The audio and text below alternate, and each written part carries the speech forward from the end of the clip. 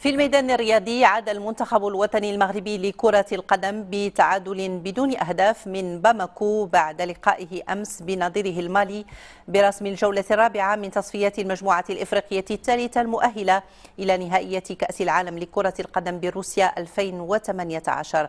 اللقاء عرف إهدار عدة فرص حقيقية للتسجيل والمتابعة لعبد الحق شراط وفؤاد الحرش.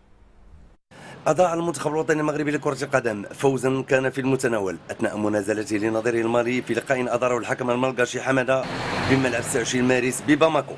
المنتخب الوطني أضاع 5 محاولات مهمة على مقربة من الحارس المالي جيكي ديارا الذي تألق في هذه المقابلة بصده كذلك لضربة جزاء نفذ صانع الألعاب حكيم زياش لينتهي اللقاء بتعادل سلبي 0 لمثله.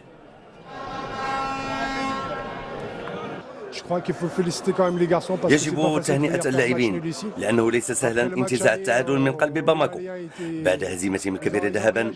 لعب الماليون هذه المقابلة من أجل كبريائهم، فكما قلت للاعبين يجب أن تكونوا على درجة عالية من الجرأة إذا أردتم الفوز أمام الغابون في اللقاء القادم بالدار البيضاء، فنحن نعرف أن الأمور ستحسم داخل هذه المجموعة في آخر لقاء بالكوت ديفوار.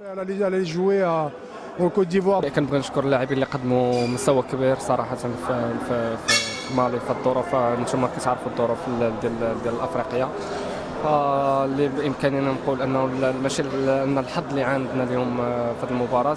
ان شاء الله مازال حظوظنا متوافره ان شاء الله.